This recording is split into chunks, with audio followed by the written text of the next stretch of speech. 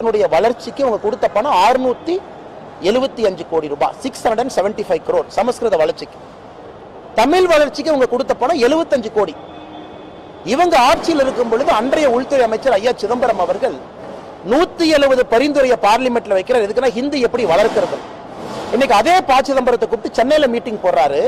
அவரு மேடையில் ஏறி ஹிந்தி திணிப்பை பத்தி பேசுறாங்க. இந்த கொடுமை எல்லாம் பார்க்க வேண்டிய காலகட்டத்திற்கு தமிழக மக்கள் தள்ளப்பட்டிருக்கின்றார். இன்னைக்கு அதே கனிமொழி அக்கா நான் கேட்கிறேன், அக்கா 675 கோடி ரூபாய் சமஸ்கிருதத்துக்கு ஒதுக்குனீங்களே, வெறும் 75 கோடி தானே தமிழுக்கு ஒதுக்குனீங்க. அதுக்கு பதில் இல்லையே. உங்களுடைய ஆட்சியில நீங்க செஞ்ச தவறு. தமிழ் மொழியினுடைய வளர்ச்சிக்கு ஒரு சின்ன துரும்ப கிள்ளி போட்டீங்களா? இன்னைக்கு பிரதமர் அவர்கள் கஷ்டப்பட்டு திருவள்ளுவர் கலாச்சார நிலையத்தை ஓபன் பண்றாரு, தமிழ் இருக்கையை நிறுவறாரு, காசி தமிழ் சங்கமம் நடத்துறாரு. இது பிரதமர் மோடி அவர்கள் கடினப்பட்டு தமிழகத்திலிருந்து தமிழை உலகம் முழுவதும் எடுத்துட்டு போறார். அதனால் கனிமொழி அக்கா அவர்கள் செலக்டிவ் அமினிஷியால் இருக்கிறாங்க. அவர்களுக்கு யூபிஏ டைம்ல நடந்தது எல்லாம் மறந்து போச்சு.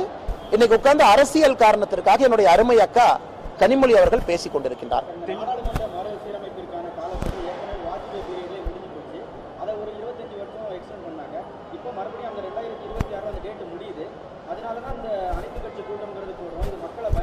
அது இவ்வளவு நேரம் ரூம் போட்டு யோசிச்சு இன்னைக்கு தான் கண்டுபிடிச்சாங்களானே.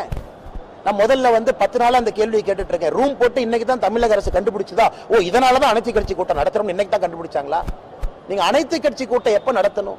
2026 காலக்கெடு முடியும் பொழுது எங்களுடைய கடமை மக்கள் முன்னாடி நாங்க சொல்லுவோம். எப்படி இந்த பாராளுமன்ற வரைமுறை இருக்கும், தொகுதி வரைமுறை எப்படி இருக்கும், எத்தனை சீட் அதிகமாகும் சொல்வது எங்களுடைய கடமை. அது மக்களுடைய உரிமை. நாங்க சொல்றதுல தப்பு இருந்தா நீங்க அனைத்து கட்சி கூட்டம் நடத்துங்க. நாங்க சொல்வதே ப்ரொபோர்ஷனல் ரெப்ரசன்டேஷன், அதாவது மக்கள் தொகை அடிப்படையில் இருக்காது. புரோரேட்டா பேசிஸ். இன்னைக்கு எவ்வளவு இருக்கோ நாளைக்கு எவ்வளவு இருக்கும். அதிகமானா கூட தமிழகத்திற்கு அதே 7.17% வரும் நாங்க சொல்லிட்டு இருக்கோம். எதுவுமே இல்லாம அனைத்து கட்சி கூட்டம் இப்ப தேவையா? என்ன காரணம்? நாங்க பார்லிமெண்ட்ல ஒரே நாடு ஒரே தேர்தல் என்று எப்பொழுது சொன்னமோ நீங்க கேட்டீங்க பத்திரிகை நண்பர்கள். ஆனா இப்ப திமுக ஆட்சி ஒரு வருஷம் குறைப்பீங்களான்னு கேட்டீங்க. அப்ப உடனே 2028 வருதான். அதற்கு விளக்கம் கொடுத்து இந்தியாவில் எல்லாருமே ஒரே நாடு ஒரே தேர்தல் ஏத்துக்கிட்டாங்க. அதே போல தொகுதி வரைமுறை வரும்பொழுது நாங்கள் சொல்லுவோம். நீங்களா கற்பனை பண்ணி அந்த கற்பனை குதிரைகளை அவிழ்த்து விட்டு இல்ல 39 8 குறைஞ்சிரும் 31 நீங்களா சொல்றீங்க. 848 வரும்பொழுது தமிழகத்திற்கு 12 குறைஞ்சிரும் நீங்களே சொல்றீங்க. நாங்க சொன்னோமா? நாங்க சொன்னது புரோரேட்டா அப்படிங்கிற வார்த்தையை பயன்படுத்தி இருக்கோம். என் பக்கத்து மாநிலத்தில் அண்ணன் சந்திரபாபு நாயுடு அவர்கள் என்ன சொல்றாரு? என்ன 3 மொழி? என் ஊர்ல குழந்தைகள் 10 மொழி படிக்கணுங்கிறார். இன்னைக்கு காலைல பாத்தீங்களான்னு சந்திரபாபு நாயுடு சொல்றாரு. அது என்ன